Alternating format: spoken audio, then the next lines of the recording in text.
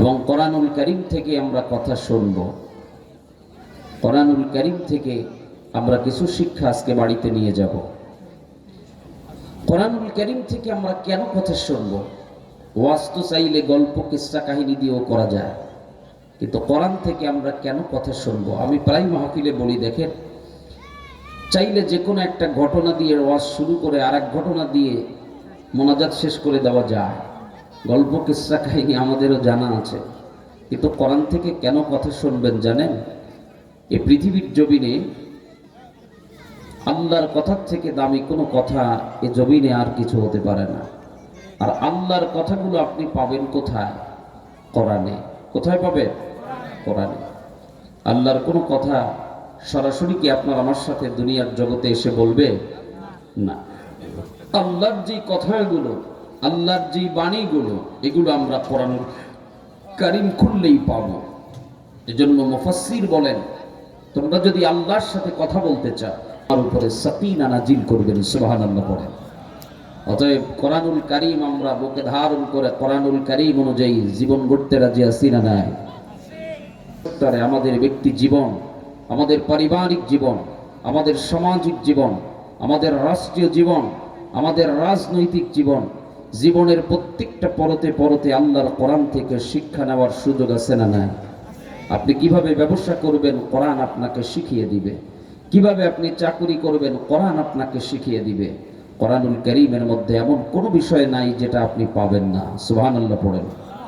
অতএব সব সমস্যার সমাধান কোরআনুল কারীমের মধ্যে আছে না নাই? একটু আওয়াজ দিয়ে বলেন, আছে না নাই? সব সমস্যার সমাধান দিতে পারে। সমাধান চাও যদি জীবনে মরণে, ফিরে যাও খুঁজে নাও চোখ রাখো কোরআনে। সমাধান চাও যদি জীবনে মরণে, ফিরে যাও খুঁজে নাও চোখ রাখো কোরআনে।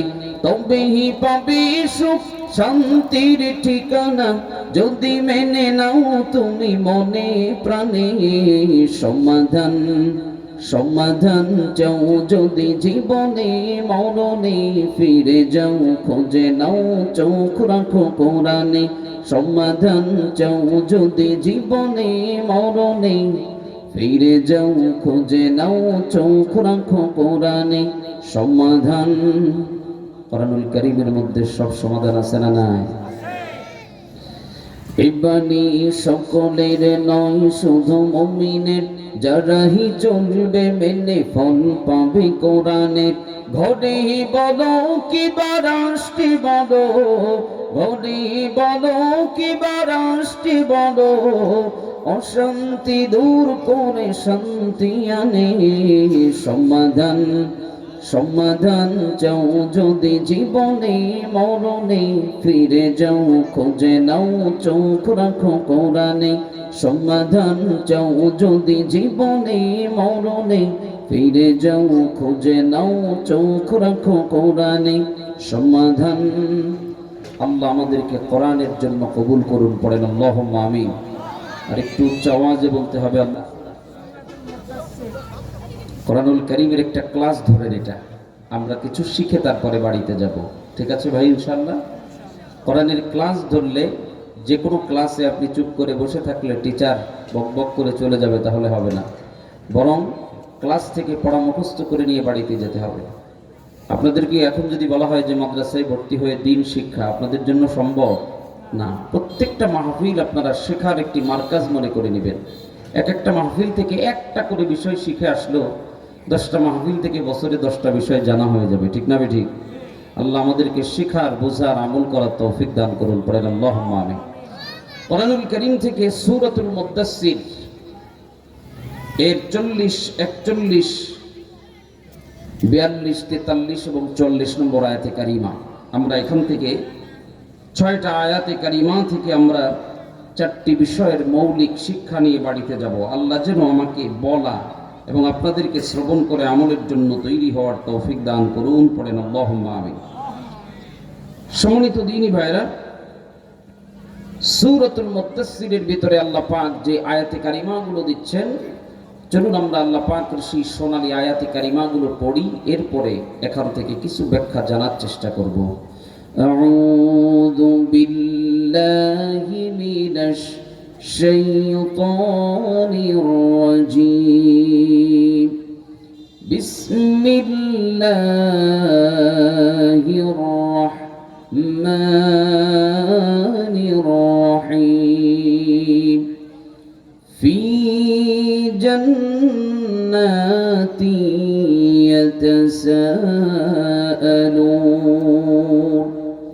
عن المجرمين ما سلككم في سقر قالوا لم نك من المصلين ولم نك نطعم المسكين وكنا نخوض مع الخائضين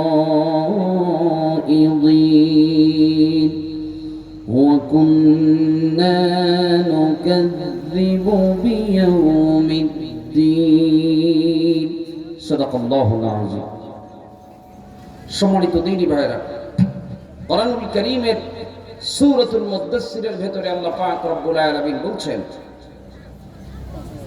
ফি জান্নাতি ইয়াতাসাআলুন জান্নাতের মধ্যে যখন তারা থাকবে তখন সওয়াল করবে জিজ্ঞাসাবাদ করবে প্রশ্ন করবে অপরাধীদের সম্পর্কে কোন অপরাধ তোমাদেরকে জাহান্নামের মধ্যে নিয়ে আসছে তারা একে একে চারটা অপরাধ বলবে এক তারা বলবে আমরা দুনিয়াতে মুসল্লি ছিলাম না দুই তারা বলবে আমরা দুনিয়াতে এতিম মিসকিনদের হক আদায় করতাম না তিন তারা বলবে আমরা গীবতকারী সমালোচনাকারীদের অন্তর্ভুক্ত ছিলাম চার সর্বশেষ তারা বলবে আমরা দুনিয়াতে আজকের এই দিন কিয়ামতের দিনে যে উপস্থিত হতে হবে এটা আমরা বিশ্বাস করতাম না এ ছিল আজকের তেলাওয়াতকৃত আয়াতে কারিমার তেলাওয়াত এবং তার সাবলীল অনুবাদ সরল তর্জমা আমরা এই আয়াতে কারিমা থেকে যদি কিছু শিক্ষা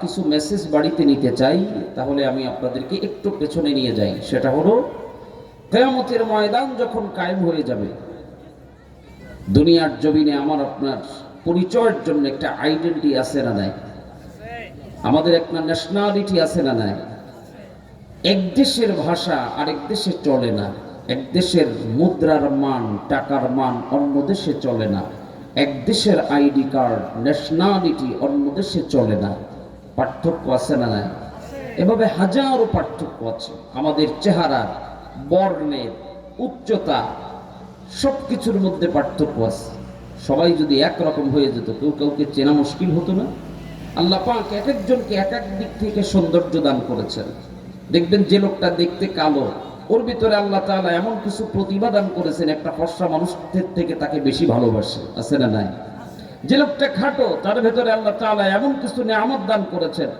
যার কারণে লম্বা মানুষের থেকে তার সম্মানকে আল্লাহ বাড়িয়ে দিয়েছেন আছে না নাই এজন্য আল্লাহ পাক এক একজনকে এক একটা সৌন্দর্য দিয়েছেন আমার প্রাণের ভাইরা বুঝবার বিষয় হলো যত পার্থক্য আমাদের ভেতরে থাকুক না কেন দুনিয়ার জমিনে হাজারো দলের পার্থক্য আছে হাজারো মতের পার্থক্য আছে হাজারো বর্ণের পার্থক্য আছে হাজারো ভাষাগত পার্থক্য আছে হাজারো বংশগত পার্থক্য আছে গোত্রগত পার্থক্য আছে আপনারা বুঝে থাকলে বলেন কিয়ামতের দিন দল হবে কয়টা দুইটা কয়টা একটা জান্নাতি আর একটা জাহান্নামী দুনিয়ার জমিনে আপনার চলা আপনার দল আপনার মত আপনার বংশ আপনার ভাষা আপনার সংস্কৃতি যেটাই থাকুক না কেন কিয়ামতের ময়দানে এগুলোর কোনো দাম থাকবে না শুধু তুমি জান্নাতি নাকি জাহান্নামী দল হবে কয়টা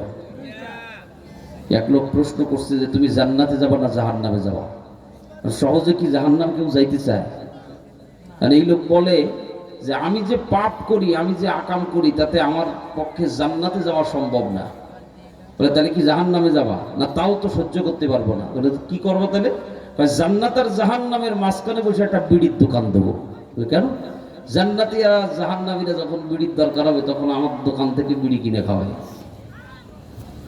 এটা তার একটা ভ্রান্ত ধারণা হলো যে আমি জান্নাতেও যাব না জাহান্নামেও যাব না আচ্ছা বলেন তো, জান্নাত অথবা জাহান্নাম এই দুটো তো কোনোটায় না যে মধ্য কোনো পন্থা, অন্য কোনো জায়গায় যাওয়ার কোনো সুযোগ আছে? আমার প্রাণের ভাইয়েরা, কোরআনুল কারীম আমাদেরকে জানিয়ে দেয় কিয়ামতের কঠিন ময়দানে শুধুমাত্র দুইটা পরিচয় নিয়ে মানুষ চলবে। দুইটা দলে বান্দাগুলো দুইটা ভাগে বিভক্ত হয়ে যাবে। এক দল চলে যাবে আল্লাহর জান্নাতি, আরেকটা দল চলে যাবে জাহান্নামের দিকে।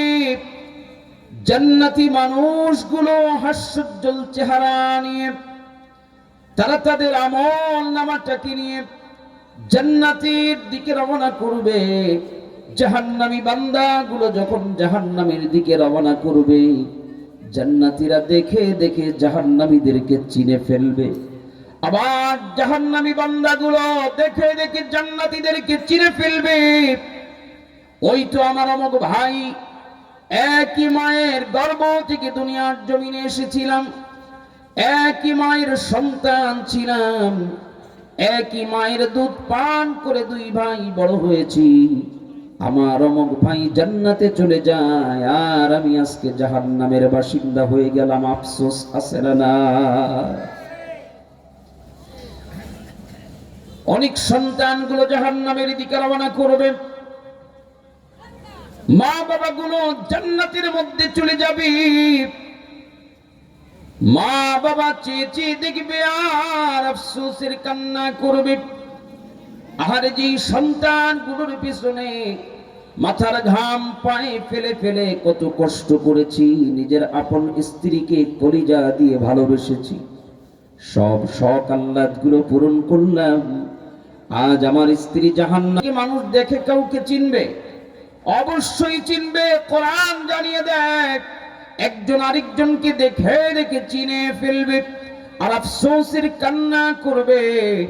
জান্নাতের ভেতর থেকে জাহান্নামীদের দৃশ্যগুলো দেখানো হবে, তারা দেখে দেখে চিনে ফেলবে। আরে একই মসজিদের মুসাল্লি ছিলাম, আমার ওই কাতারের পাশেই যে লোকটা দাঁড়িয়ে নামাজ পড়তো, সে আজকে জান্নাতের মেহমান হয়ে গেছে, আমি জাহান্নামে চলে যাই। আমার অমুক বংশের লোকটা জান্নাতে চলে গেছে, আর আমি আজকে জাহান্নামে চলে যাই। চিনে ফেলবে আর কান্না করবে। একটা পর্যায়ে যখন আল্লাহ পাক জান্নাতের মধ্যে দাখিল করে দিবেন, জাহান্নামীরাও যখন জাহান্নামের মধ্যে প্রবেশ করে যাবে, এবার জান্নাতীরা জান্নাতের ভেতর থেকে জাহান্নামীদের দিকে তাকিয়ে তাদের কষ্ট দেখে দেখে একজন আরেকজনের ভিতরে প্রশ্ন করতে আরম্ভ করবে। কোরআনুল কারীমের সূরাতুল মুদ্দাসসিরের ভিতরে আল্লাহ পাক রব্বুল আলামিন জানিয়ে দেয়, ফি জান্নাতি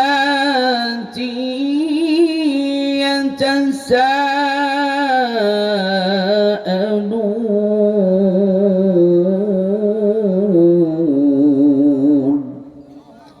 কোরআনুল কারীম রেখে বলেন ফি জান্নাতি ইয়াতাসাআলুন, জান্নাতের মধ্যে একজন আরেকজনকে সওয়াল করবে, প্রশ্ন করবে, জিজ্ঞাসাবাদ করবে। আনিল মুজরিমিন,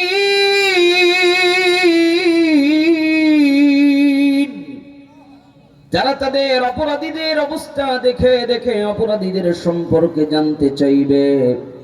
আনিল মুজরিমিন, কি ছিল তাদের অপরাধ, কোন অপরাধ দুনিয়ার জমিনে করার কারণে আজকে জাহান্নামের বাসিন্দা হয়েছে। জান্নাতীদের মনের ভিতরে একটা কৌতূহল জাগবে, ওরা কি কি অন্যায় করেছে, যে অন্যায়গুলো করার কারণে জাহান্নামের বাসিন্দা হলো, আর আমরা সেই অন্যায়গুলো না করার কারণে জান্নাতের বাসিন্দা হয়েছি। ক্বালু লাম নাকু মিনাল মুসাল্লিন,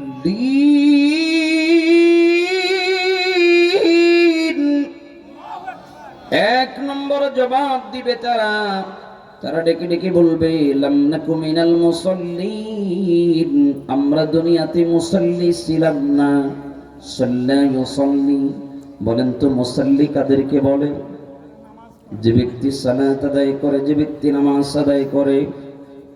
শুধু মুসাল্লি সাজলে হবে না, বরং প্রকৃত নামাজ, যেই নামাজ আল্লাহর দফতরে কবুল হয়ে যায়, ওই রকম প্রকৃত নামাজি হওয়ার দরকার আছে না? আপনারা রাগ করবেন বললে? আমাদের দেশে মুসাল্লি সাজা সহজ, মুসাল্লি সাজা সহজ, প্রকৃত মুসাল্লি হওয়া কঠিন। আপনারা যদি কষ্ট না নেন তাহলে আমি এই নামাজিদের কিছু পার্থক্য আপনাদের সামনে তুলে ধরি। দেখো বাস্তবতা মিলা। আমাদের সমাজে নামাজি হয় সিজনাল নামাজি। কি নামাজি? সিজনাল নামাজি। আমি এদের নাম দিছি। বছরে কিছু নামাজি হয়, সারা বছর নামাজের কোনো খবর থাকে না, শুধুমাত্র ঈদের দিন নতুন কসমসা লুঙ্গি পরে এরপরে সব মুসাল্লিদেরকে ঠেলে গুতাইয়া এরপরে সামনের কাতারে যে ইমাম বরাবর দাঁড়ায় আছে না? না, এদেরকে নাম দিছি আমি ঈদ আলী। কি আলী? ঈদ আলী। সারা বছর নামাজ লাগে না, শুধুমাত্র ঈদের দিনে নামাজ পড়ে তারা চিন্তা করে একটু বাবা মার কবরটা জিয়ারত করে যাই, বাস বড় মুসাল্লি হয়ে গেল। আবার কিছু আছে রমজান আলী। কি আলী? রমজান আলী। সারা বছর নামাজের খবর থাকে না, মাহে রমাদান আসলে নামাজও পড়বে, ইফতারির থালাটা সামনে নিয়ে এবার বলে হুজুর সারাদিন রোজা না রাইখে যে অন্যায়গুলো করছি, কিছু পাপ হইছে না? কিছু পাপ হইছে না রোজা না রাখার কারণে? এবার ইফতারি খাবার কারণে কিছু সওয়াব তো হবে, সওয়াব আর গুনাহ কাটাকাটি মাঝখান দিয়ে খেজুর ছোলা খাবো হাও, এইরকম কিছু হাবি জাবি যুক্তি দেয়, আর নামাজের কোনো খবর থাকে না সারা বছর। আছে না? না। আরো কিছু ভালো মানুষ আমাদের সমাজে আছে, সারা সপ্তাহ খবর থাকে না, শুধুমাত্র শুক্রবার জুমার দিনে নামাজ আদায় করতে যায়। এরা হলো শুক্কুর আলী। কি আলী? শুক্কুর আলী। বুঝে থাকলে বলেন, শুক্কুর আলী, রমজান আলী আর ঈদ আলী এইরকম সিজনাল নামাজ আল্লাহর কাছে দপ্তরে কবুল হবে? নামাজ পড়তে হবে আল্লাহর হুকুম পালনের জন্য, সব সময়ের জন্য নামাজের জন্য তৈরি থাকা লাগবে। কথা বলেন ঠিক কিনা? প্রিয় ভাইয়েরা আমার, সিজনাল কোন নামাজের অপশন যদি থাকতো তাহলে কষ্ট করে যে মানুষগুলো পাঞ্জেগানা নামাজের জন্য ছুটে আসে, ফজরের সময় যেই পরিমাণ ঠান্ডা, এখন ঠান্ডা পানি দিয়ে অজু করে বুড়ো বুড়ো মানুষগুলো যেই পরিমাণ কষ্ট করে মসজিদে আসে, এরা কি আশা লাগতো? আপনি কি করে মনে করলেন যে সপ্তাহে একদিন হাজিরা দিলে নামাজের হক আদায় হয়ে যাবে, 2-4 রক্ত গ্যাপ দিলেই হয়ে যাবে?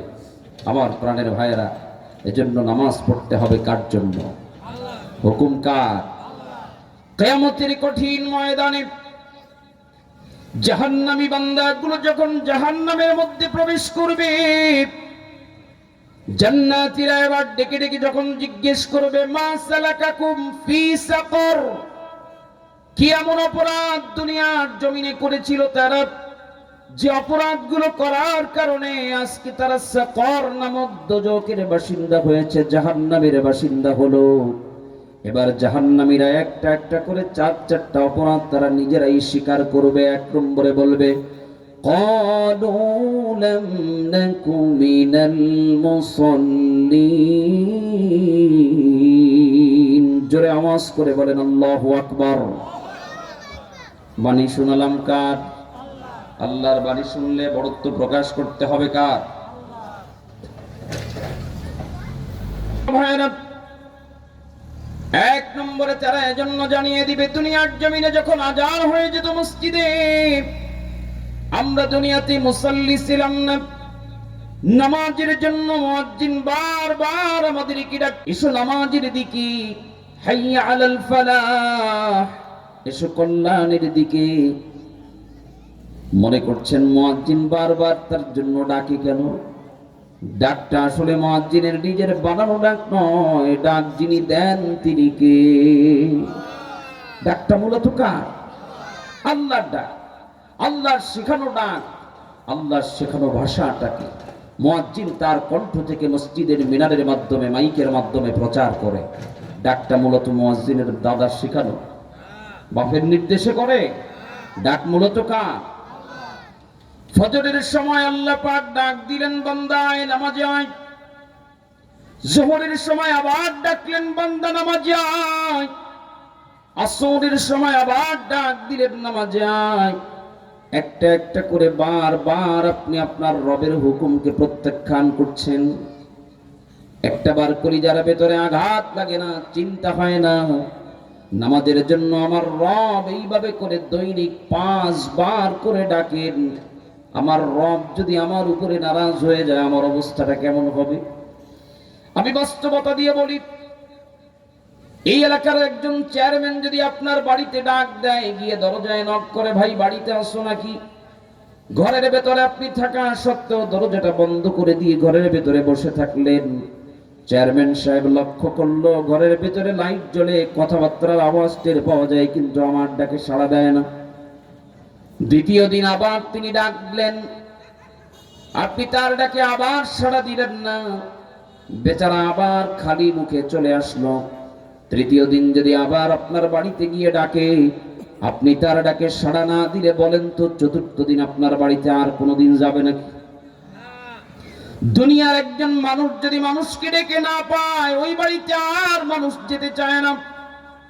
আপনার রব আপনাকে বারবার ডাকতেছে, ফজরের নামাজের সময় আপনাকে কত আদর করে ডাকেন, আসসালাতু খায়রুম মিনান নাওম, বান্দা ঘুমাও, এখন ঘুম থেকে নামাজ উত্তম, ঘুম ছেড়ে দিয়ে আমার হুকুম পালনের জন্য নামাজে ছুটে আসো, জোরে কান আল্লাহু আকবার। এইভাবে করে আদর করে করে আপনার রব আপনাকে ডাকেন। বারবার ডাকার পরেও কোনো গোলাম যদি না আসে, এরপরও আপনার রব আপনার উপরে রাগ হন না, বরং সুযোগ দেন, আজকে আসে নাই, দেখি আগামীকাল আসে নাকি। এইভাবে করে বারবার অপেক্ষা করতে থাকেন। কিন্তু অপেক্ষা করতে করতে যখন এমন অবস্থায় পৌঁছে যায় আপনার হায়াতের জিন্দেগি শেষ হয়ে গেল, এই অবস্থায় নামাজ ছাড়া যদি আল্লাহ দুনিয়ার জীবন থেকে যদি বিদায় নিয়ে যান, বেনামাজির জন্য আল্লাহর জান্নাতের দরজাগুলো খুলবে না, জাহান্নামের আসামি হয়ে যাওয়া লাগবে। কথা বলেন ঠিক কিনা? আল্লাহর নবী, বিশ্ব নবীর সাহাবীদের আমল ছিল, মসজিদে যখন হাইয়া আলাস সালাত দাঁড়ি বেশি আসতো, সাহাবীরা যেই কাজের ভিতরে থাকতো, কাজটাকে ফেলে দিয়ে সাথে সাথে নামাজের জন্য দৌড় দিতেন। বাকি কাজটা নামাজ শেষ করে আসার পরে এরপরে তারা বাকি কাজগুলো শেষ করতেন। আল্লাহর নবীর একজন জলিলুল কদর সাহাবী কাঠ কেটে খান, কোড়াল দিয়ে কাঠ কেটে খান। একজন সাহাবী একদিন কাঠ কাটতেছেন, হঠাৎ করে মসজিদে নববী থেকে বেলালের মধুর কণ্ঠের আওয়াজ ভেসে আসতেছে। ওই সাহাবী কাঠ কাটার জন্য কোড়ালটাকে যখন উঁচু করেছে, মাথা বরাবর কোড়াল উঁচু করে ধরেছে, সাথে সাথে যখন আল্লাহর বড়ত্বের ডাক এসে গেছে, আল্লাহু আকবারের ধ্বনি যখন ভেসে এসেছে, মসজিদের বেলালের কণ্ঠ থেকে যখন মধুর আজানের শব্দ ভেসে এসেছে, সাহাবী যেই কোড়ালটা উঁচু করেছিল ওই কোড়ালটা সামনের দিকে কোপ না দিয়ে পেছন থেকে ফেলে দিয়ে নামাজের জন্য দৌড়। নামাজ শেষ করে আসলেন, পাশের লোকগুলো ডেকে বলে, আল্লাহর নবীর সাহাবী, তুমি যে কাঠ কাটতেছিলে, একটা কোপ যদি সামনের দিকে দিতে কি এমন ক্ষতি হতো? কতটুকুই বা সময় লাগতো? 2-1 সেকেন্ডই সময় লাগতো। ওই কোপটা অন্তত পক্ষে দিয়ে তারপরে তো তুমি নামাজের জন্য যেতে পারতে। কিন্তু সামনের দিকে কোড়াল না এনে, যেই কোড়াল উঁচু করেছিলে কোপ মারার জন্য, সামনে না এনে পেছন থেকে ফেলে দিয়ে কেন এত দ্রুত বেগে নামাজের জন্য চলে গেল? নামাজের তো সময় এখনো আছে।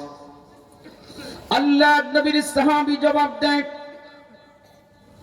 ওরে ভাই, আমি যখন কোড়ালটাকে উঁচু করে ধরলাম, কোপ মারবো সামনের দিকে, সাথে সাথে যখন আমার কর্ণকুহরে আজানের ধ্বনি ভেসে এসেছে, আল্লাহর কসম আমার বিবেকের মধ্যে নাড়া দেয়। আল্লাহর বড়ত্বের কথা শোনার পরে আমি যদি আমার কাজকে চালিয়ে যাই, তাহলে আমার এই কাজ করার মাধ্যমে প্রমাণ হয়ে যায় আল্লাহর বড়ত্বের থেকে আমার কাজটা বেশি বড় হয়ে গেল। বেশি গুরুত্বপূর্ণ হয়ে গেল। যেই না আমি আল্লাহর নামের ধ্বনি আমার কানের মধ্যে শুনতে পাই, সাথে সাথে আমি সব সময়ের জন্য ওই কোপটাও সামনের দিকে মারি না, পেছন থেকে কোড়াল মেরে আল্লাহর দরবারে হাজিরা দেওয়ার জন্য আমি ছুটে যাই। আর আমি আমার রবকে এটাই বোঝাতে চাই, ওগো আল্লাহ, দুনিয়ার সব কাজের থেকে তোমার হুকুম নামাজ আমার কাছে অনেক বড়। আমাদের অভ্যাস হলো কেবল আজান হয়েছে তো আরেকটু পরে যাই, এই পরে করতে করতে করতে করতে জামাতের সময় বা তখন চিন্তা হয় নামাজের জামাত যেহেতু চলেই গেছে আরেকটু পরে নামাজটা পড়বানি একা একা। এই করতে করতে নামাজের ওয়াক্তও চলে যায়। আচ্ছা যাক, জোহর যখন গেছে আসর থেকে পড়া শুরু করবানি। এই করতে করতে দেখা যাচ্ছে দিনের পরে দিন, মাসের পরে মাস, বছরের পরে বছর কিছু বেনামাজি খবিশ আমাদের কাছে ঘুরে আসে না। প্রিয়জন, নামাজ একমাত্র আল্লাহর হুকুম। কার হুকুম? বিশেষ করে যুবক ভাইদের দৃষ্টি আকর্ষণ করি, যুবকরা চিন্তা করে কেবল বয়স 25, কেবল বয়স 30, কেবল বয়স 35, এখনো নামাজের জন্য সময় হয় নাই। বৃদ্ধ বয়সদেরকে নামাজের জন্য বলা লাগে না, বুড়া মানুষ এমনি মসজিদে চলে যায়। এজন্য যুবকদেরকে বলি, তোমার মনের ভিতরে প্রশ্ন জাগতে পারে, কেবল আমার বয়স 25-30 হয়েছে, যখন 50 বছর 80 বছর হয়ে যাবে তখন একবারে আল্লাহর কাছে তওবা করে সারা জীবনের জন্য নামাজি হয়ে যাব, মসজিদ থেকে আর বের হব না।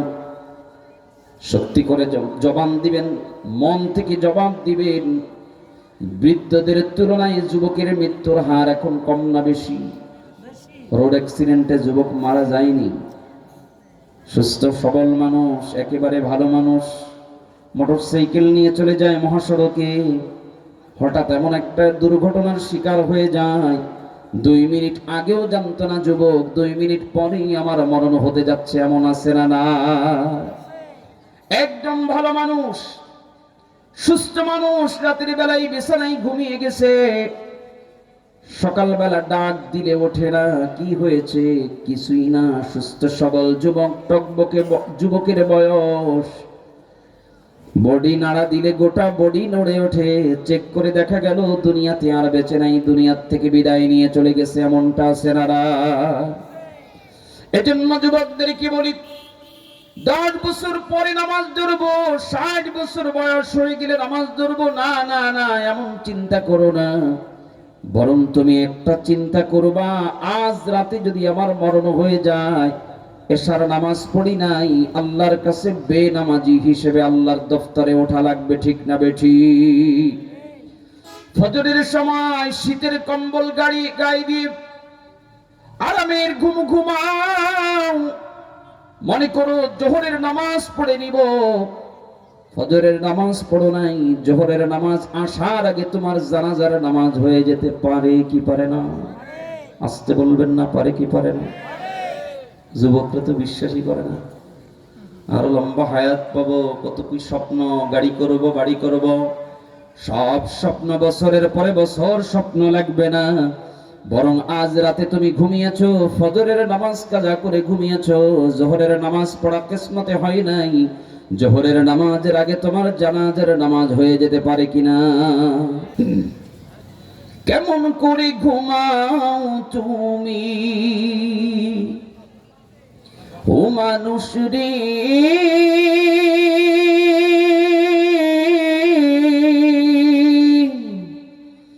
কেমন করে ঘুমাও তুমি ফজর করে কাজা,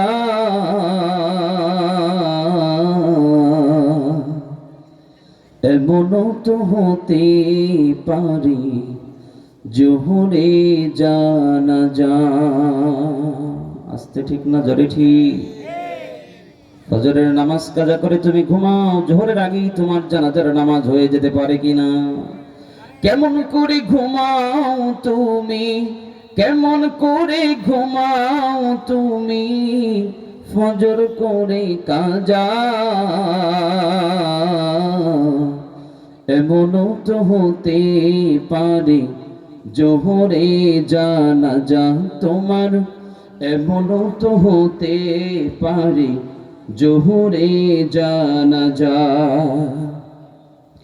মুসলিম হয় না জন্ম নিলে মুসলমানের ঘরে, কাফির মুমিন তফাতটা হয় সালাতের উপরে। মুসলিম হয় না মুসলমানের ঘরে,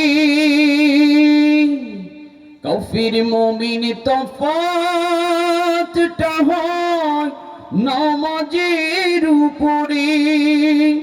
এই জীবনে নামাজ যেন, এই জীবনে নামাজ যেন হয় না কভু কাজা।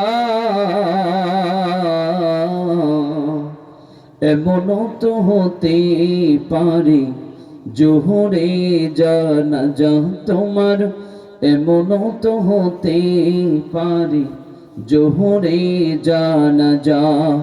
কেমন করে ঘুমাও তুমি, কেমন করে ঘুমাও তুমি ফজর করে কাজা। এমনও তো হতে পারে জোহরে জানাজা তোমার এমনও তো হতে পারে জোহরে জানাজা। আল্লাহ চাইলে এমনটা হতে পারে কিনা যুবক? পারে। বেনামাজির লাশ কবরেতে রাখিবে যখন, মাটির চাপে পাঁজরের হাড় ভাঙবে রে তখন। বেনামাজির লাশ কবরেতে রাখিবে যখন, মাটির চাপে পাঁজরের হাড় ভাঙবে রে তখন। বিষাক্ত সাপের ছোবল ও মানুষ রে,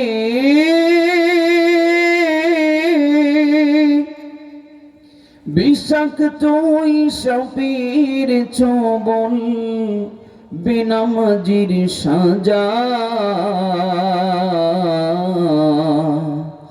এমনও তো হতে পারে জোহরে জানাজা তোমার এমনও তো হতে পারে জোহরে জানাজা। কেমন করে ঘুমাও তুমি, কেমন করে ঘুমাও তুমি ফজর করে কাজা। এমনও তো হতে পারে জোহরে জানাজা তোমার এমনও তো হতে পারে জোহরে জানাজা।